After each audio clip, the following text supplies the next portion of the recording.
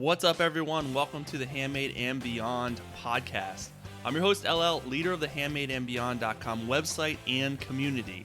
I'm a self-employed entrepreneur, an Etsy expert, and business coach who's figured out how to make my entire living with my handmade business. Each week, I'll dive into strategies and success tips to help you with your handmade business, with Etsy, and everything in between. Let's dive in. Hey everyone, what is going on? Welcome back to the Handmade and Beyond podcast. Glad to be back with you guys, hanging out, chilling, talking Etsy, talking handmade, all that good stuff. Hopefully you guys had a good Easter. We are back from the Easter holiday recently. Hopefully you're now super refreshed, all jacked up, ready to dive back into your Etsy and handmade business. And hey, I'm here to help you do that and give you some tips, tactics, tricks, all that good stuff to help you continue to grow and be successful with your Etsy business, because that is my goal for you. That's why I do this, and that's why I help other people with this podcast and with trainings and all that good stuff. So I'm going to talk about something that's really important in today's episode, and that is your Etsy shop policies. And if you guys are watching this or not live, but if you're watching it rather than just listening to it, I will have examples up on the screen. If not, I'm going to talk through it just the same. It doesn't matter. You don't have to see it to know what's going on, because I will describe everything for you. So shop policies are something that first everyone should have in their Etsy shop. You know, it's a very big mistake, and it's a common mistake for shops just not to fill out their policies. And it's really, there's really no reason not to do. I was just trying to think of a nice way to say it, but there's really no reason not to do it, because Etsy has standardized the policies and have made it really easy to just activate them. You can change and tweak certain things, but it's pretty standard. So they made it super easy. You just have to go in there and activate and accept the default policies. And there's little things that you can tweak, like what I'm going to talk about now. But just go in and make sure that your policies are active. That's a big red flag, not only for buyers, but also for Etsy and the algorithm. If your policies aren't there, that's not a good sign. People do not like to shop places where they don't know what their policies are, especially online, because you need to know, can I return this? Can I exchange it? If not, people probably aren't going to buy it because they don't want to take that chance if they just don't know. And people just don't want to take the time to reach out and ask most of the time. So you've got to lay it out in black and white so that they know exactly what to expect from your shop. So the first tip is make sure your policies are active. The second tip is just make sure that they are adjusted to what you want from your shop. So if you go into the shop policies, the processing time basically goes off your listings now, because you can set that up in your shipping profiles. So it doesn't have really a processing time here that is going to be shown on your listings, because certain listings you can adjust. Maybe it takes longer to process. Maybe it doesn't take as long, depending on what you're actually selling. So it just says the time need to prepare an order for shipping varies for details, see individual items. So that's fine. That's going to be pretty much standard. Now this is optional. You can add in estimated shipping times for specific areas like North America. There's a drop down here, so you can do North America, Australia, Asian Pacific. I just have mine set up for North America. And then you can set up your business days or your weeks, but you can add in as many as you'd like so people know the estimated shipping times. So I would definitely add in North America, and then maybe if you sell a lot internationally, you may want to do that as well. But that's basically the time that it takes for an item to get to the place. So that includes processing time as well. Now, mind you, whatever your shipping profiles are set up for in your individual listings, that takes into account your processing time and shipping time. So that's going to be a more accurate figure, and that is what's going to be shown to buyers. This is just something if they go into your policies where they can get a general idea, but having that accurate in your listings, in your shipping profiles, if you have a lot of the same items, you can set up a shipping profile so that's all the same. And they will see that estimate when they are checking out. So make sure that stuff is accurate, and that's the most important. They also add in here, and this is important for international, if you ship international, that buyers are responsible for any customs and import taxes that may apply. I am not responsible for delays due to customs. So this is a big thing with shipping international. A lot of countries charge customs fees, duty fees, import fees, and we have no way of keeping track of that or knowing that or even charging for that, even if we did know it. So that is important to note here, and you may have to reference it if you do ship international. Someone may be upset because they didn't realize that they had to pay extra fees. They should realize it because chances are it's not the first time buying international, but hey, maybe it is their first time and you just can reference your policies. I've had it come up a couple of times where people were upset because of the added fees, but we can't control that. That is their country's doing. That is up to their country. We don't, if it was up to us, obviously we wouldn't charge them. We wouldn't want the extra fees for them to have to pay, but we have no control over that, and it changes all the time.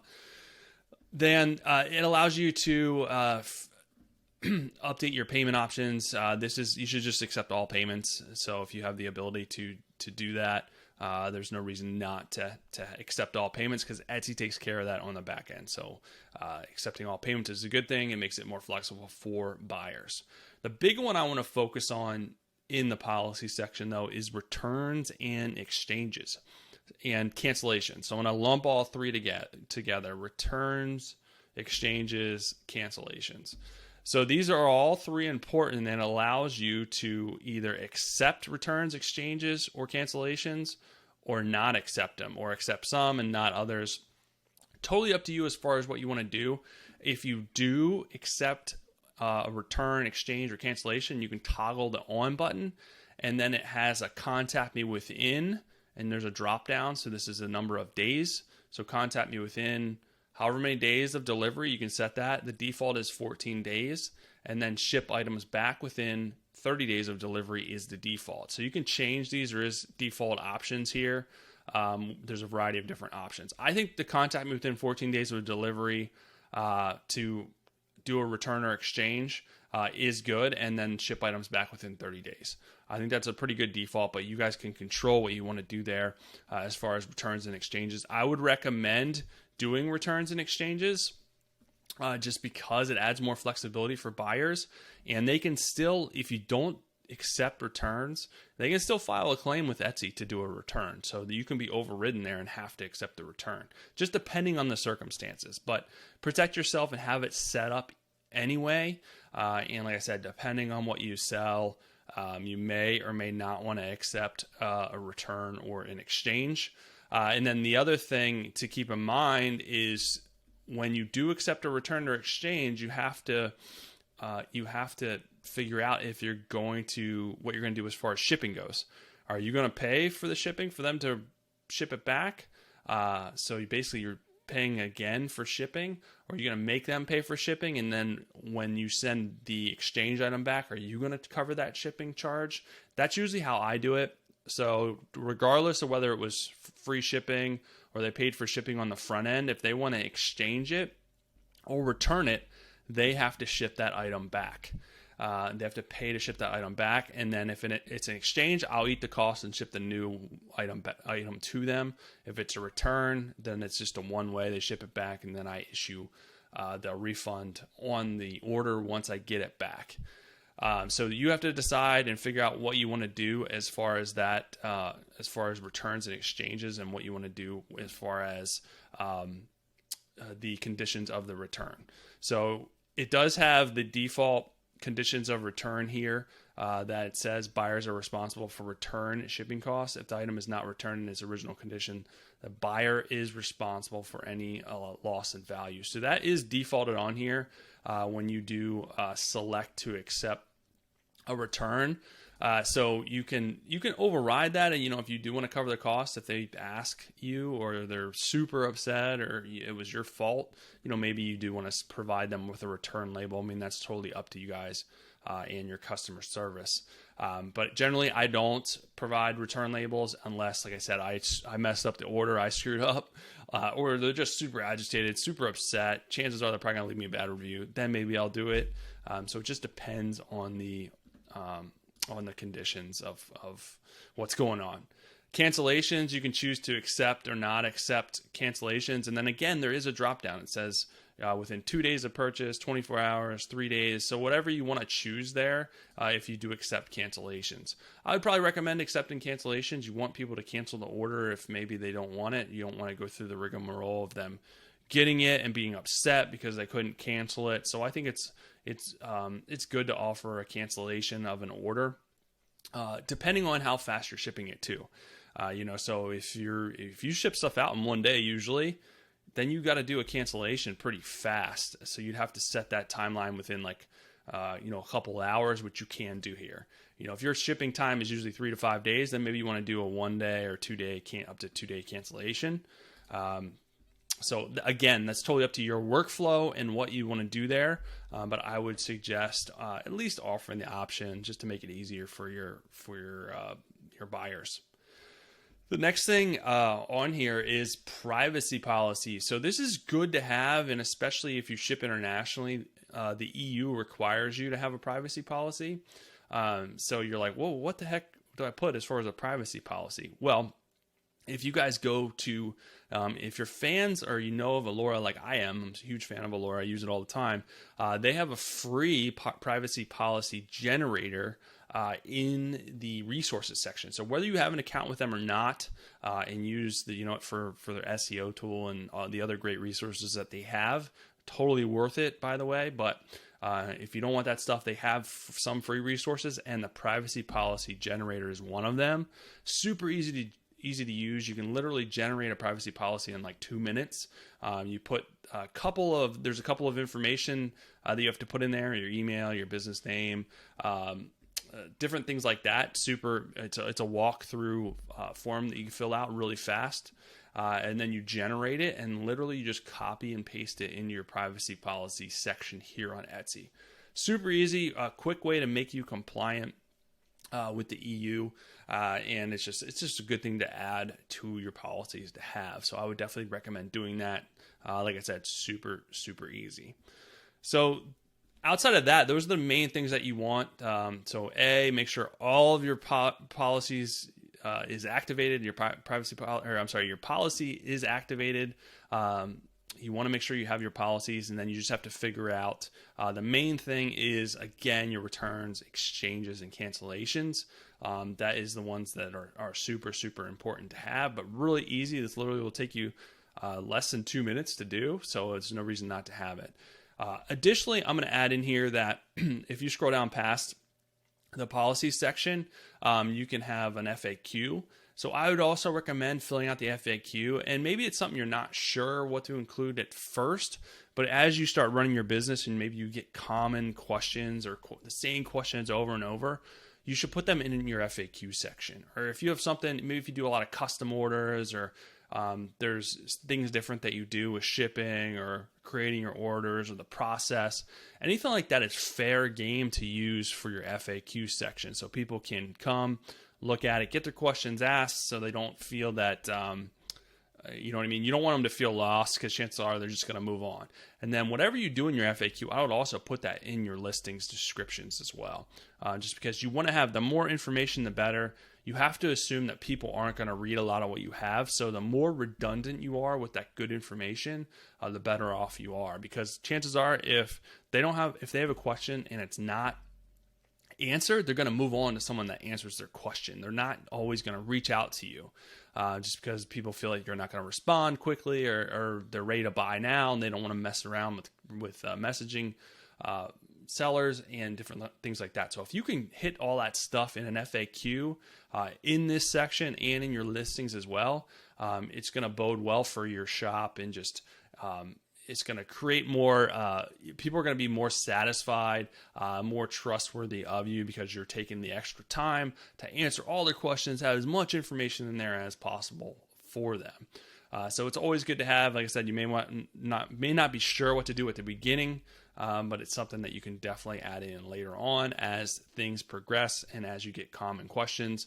And then too, you can always reference it. If people message you with those questions, hey, check out my FAQ section in my shop, or scroll down to the bottom to see the FAQ section. So that is a good thing to do. You can also set up a template message with your FAQs as well. So if someone has questions, you can say, hey, here's my FAQ section, so you don't have to rewrite everything. You can set up template messages to send to people as well. But that's a whole nother topic for a whole nother episode for you guys, of one of the cool things, the many cool things that you can do to kind of optimize and make your business a little bit more efficient and work for you. So get in there today. Make sure your policies are in there. It will only help you. It'll help how your shop is perceived. It'll help how your shop is performing, and it will protect your shop as well if someone files, unfortunately, a case against you, which hopefully never happens, but you just never know. So it's an added layer of protection for you and your shop, so you can worry less and just focus on the good stuff, creating and hopefully selling lots of items to the buyers out there.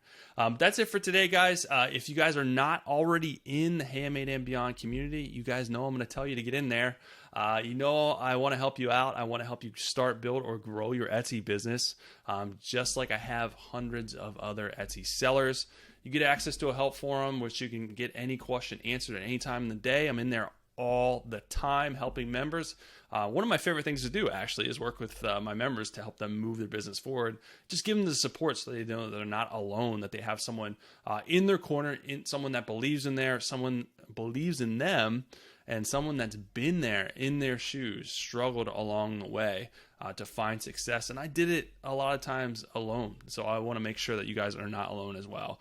You also get access to the brand new shiny Etsy Success Roadmap, all the courses, strategies, tips that I've used to grow my business to the top 1%, almost 50 courses, and I have a lot more courses planned. So if you're close to digesting all those courses, there's a lot more coming your way. And then I do live monthly coaching calls as well. It's a great way to dive into businesses, look at different strategies. We do shop critiques, we do listing critiques, we do SEO. Anything that you guys need help with, we dive in, and anything to move your business forward, I go into that. It's a great way to hang out with other Etsy sellers, hang out with me. They're usually a really fun time. We joke around, trying to make everything too stuffy. It's not all serious business. We want to have fun along the way, because selling and running your own business can be fun. But we also want to make sure that you guys are getting the support and the tips and all the good stuff to move your business forward as well. So there is a free 30-day trial link below wherever you're watching this. I would love to see you guys in there. Test drive everything. I know you'll love it. I know you'll want to stay, and I know you'll want to keep getting the new resources that are coming your way in there. So hopefully I see you guys in there soon. If not, I'll be back next week with another awesome podcast episode for you guys. Have an awesome rest of your day, and happy selling.